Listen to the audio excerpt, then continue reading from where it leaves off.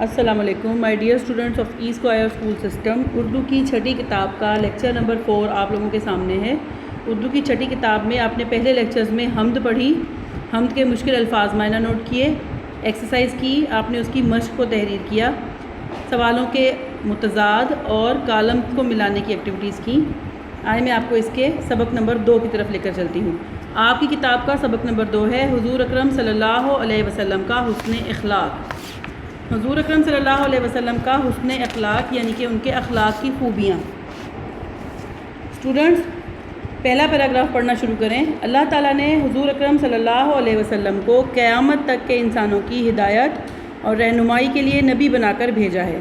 اس لیے آپ سلم جیسی جامع شخصیت کوئی اور نہیں ہے. اسٹوڈنٹس جامع کی مطلب نوٹ کریں. جامع کا مطلب ہے جمع شدہ یعنی کافی ساری خوبیوں کا ایک ہی مجموعہ.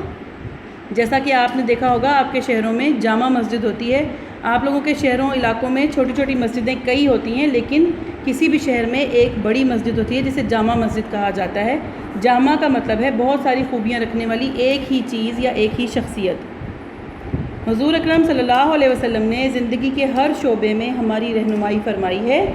آپ سلم اپنی امانت اور دیانت کی وجہ سے امین اور صادق کے لقب سے مشہور تھے. امانت کا مطلب ہے ایسی چیز جو کسی کے پاس کچھ عرصہ رکھوائی جائے اور واپس بھی لی جائے. دیانت کا مطلب ہے امانت لینے والا اسے پوری ایمانداری سے سنبھال کے رکھے اور جب کبھی بھی اس امانت کا مالک واپس مانگے تو اسے وہ اسی طرح سے واپس کر دے. اسے دیانت کہتے ہیں. آپ صلی اللہ علیہ وسلم اپنی ان خوبیوں کی وجہ سے امین اور صادق کے لقب سے مشہور تھے. بحیثیت مجموعی اپنے بلند اخلاق کی وجہ سے بھی آپ صلی اللہ علیہ وسلم کی شخصیت ہمارے لیے ایک مثال ہے.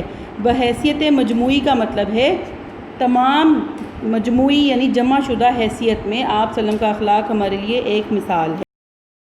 اگلا پیراگراف دیکھیں. حضور اکرم صلی اللہ علیہ وسلم کی زندگی میں عفو و درگزر یعنی کہ معافی، رحم، محبت اور چاہت ہی چاہت نظر آتی ہے. اسٹوڈنٹس عفو و درگزر کا مطلب ہے کسی غلطی پر کسی کو معاف کر دینا. آپ صلی اللہ علیہ وسلم نے زندگی بھر کبھی کسی سے ذاتی انتقام نہیں لیا. آپ صلی اللہ علیہ وسلم کے حسن اخلاق کی اس سے بڑی مثال اور کیا ہو سکتی ہے کہ فتح مکہ کے موقع پر آپ صلی اللہ علیہ وسلم نے اپنے ان دشمنوں کو بھی معاف کر دیا جنہوں نے 13 سال تک مکہ میں آپ صلی اللہ علیہ وسلم کو اور آپ صلی اللہ علیہ وسلم کے ساتھیوں کو طرح طرح کی اذیتیں دی تھیں. آخرکار آپ صلی اللہ علیہ وسلم کو مکہ چھوڑنا پڑا. اذیتیں یعنی کہ تکلیفیں. ہم ذیل میں چند واقعات درج کر رہے ہیں. ذیل کا مطلب ہے نیچے، یعنی آپ جیسے جیسے یہ سبق پڑھتے جائیں گے آپ کے سامنے حضور پاک صلی اللہ علیہ وسلم کی زندگی کے کئی واقعات آتے جائیں گے. ہم ذیل میں چند واقعات درج کر رہے ہیں جن سے حضور اکرم صلی اللہ علیہ وسلم کے اعلیٰ اخلاق کا اندازہ ہوگا. اعلیٰ یعنی کہ اونچا اخلاق کا اندازہ ہوگا. ہمیں کوشش کرنی چاہیے کہ اپنے اندر اسی طرح کا اخلاق پیدا کریں. اسٹوڈنٹس اگلا صفحہ دیکھیں. انسانوں کے اخلاق کی سب سے بڑی خوبی اس کا سچا ہونا ہے اور حضور اکرم صلی اللہ علیہ وسلم کی زندگی میں یہ خوبی ہمیں درجہ کمال پر نظر آتی ہے. درجہ کمال یعنی کہ اعلیٰ درجے پر، سب سے اوپر درجے پر. حضور اکرم صلی اللہ علیہ وسلم کی ذات اپنے قول و فعل کی صداقت کا بہترین نمونہ تھی. اسٹوڈنٹس قول و فعل مرکب الفاظ ہیں. قول و فعل یہ 2 حروف سے مل کر ایک لفظ بنا ہے. قول کا مطلب ہے کہنا، فعل کا مطلب ہے کرنا. یعنی حضور اکرم صلی اللہ علیہ وسلم اپنے کہنے اور کرنے میں سچائی کا بہترین نمونہ تھے. لوگ آپ صلی اللہ علیہ وسلم کی صداقت کے اس حد تک قائل تھے کہ آپ صلی اللہ علیہ وسلم کا بدترین دشمن ابو جہل بھی کہا کرتا تھا محمد میں تمہیں جھوٹا نہیں کہتا، البتہ جس چیز کی طرف تم دعوت دیتے ہو اس کو میرا دل نہیں مانتا.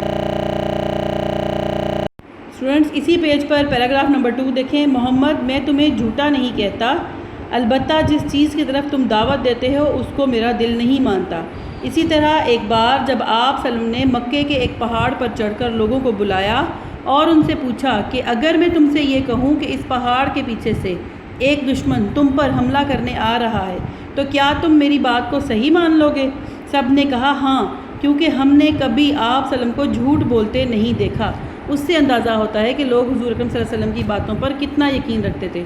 اسٹوڈنٹس دیکھیں ایک بندے پر سب کو یقین ہے کہ وہ کبھی جھوٹ نہیں بولے گا، چاہے وہ یہ کہے کہ پہاڑ کے پیچھے سے تم لوگوں پر کوئی دشمن حملہ کرنے آ رہا ہے تو بھی لوگ ان کا یقین کریں گے، کیونکہ لوگوں نے آپ صلی اللہ علیہ وسلم کو کبھی جھوٹ بولتے دیکھا ہی نہیں تھا، انہیں اس چیز کی امید ہی نہیں تھی کہ آپ صلی اللہ علیہ وسلم کبھی جھوٹ بول سکتے ہیں۔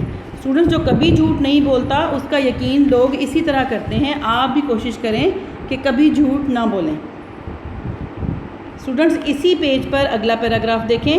حضور اکرم صلی اللہ علیہ وسلم کو جو رتبہ اور عزت اللہ تعالیٰ کی طرف سے عنایت کی گئی وہ دنیا میں کسی اور کو نہیں ملی۔ عنایت کا مطلب ہے تحفہ دینا، دے دینا۔ اس کے باوجود آپ صلی اللہ علیہ وسلم میں غرور بالکل نہیں تھا۔ اسٹوڈنٹس، آپ کو میں یہ بات واضح کر دوں کہ حضور اکرم صلی اللہ علیہ وسلم کو کیا رتبہ اور کیا عزت اللہ تعالیٰ کی طرف سے عنایت کی گئی۔ دیکھیں، مثال کے طور پر اگر آپ لوگوں کو آپ کے کوئی کزن یا آپ کے رشتہ دار اپنے سٹی میں بلائیں اور گھمانے پھرانے کے لیے بلائیں، سیر کرنے کے لیے بلائیں، آپ کی اچھی خدمت کریں، آپ کو بہت مل کر خوش ہوں، آپ کتنے خوش ہوں گے؟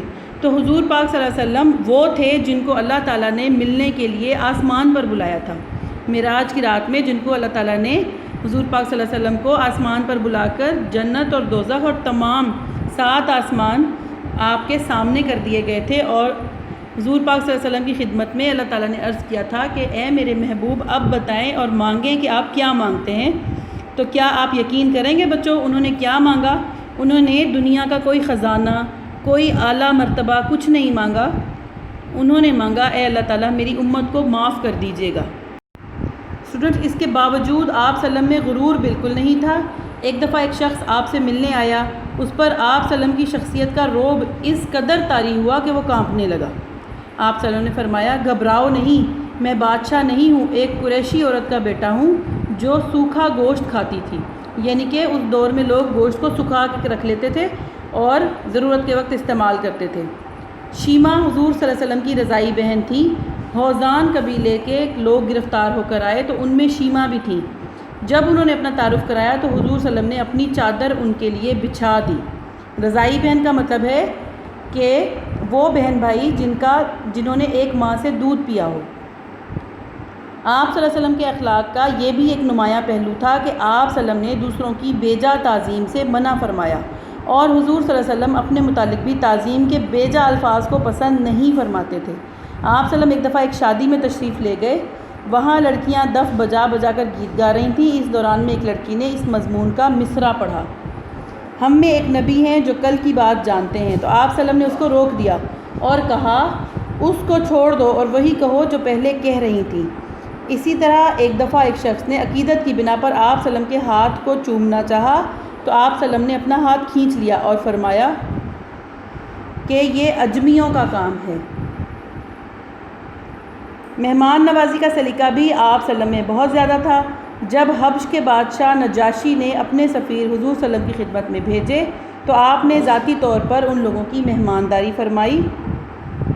صحابہ کرام نے عرض کیا یا رسول اللہ، آپ کیوں تکلیف کرتے ہیں، یہ کام ہمیں کرنے دیجیے۔ آپ صلی اللہ علیہ وسلم نے فرمایا انہوں نے میرے صحابہ کی آؤ بھگت اور عزت کی تھی، میں اس کا بدلہ دینا چاہتا ہوں۔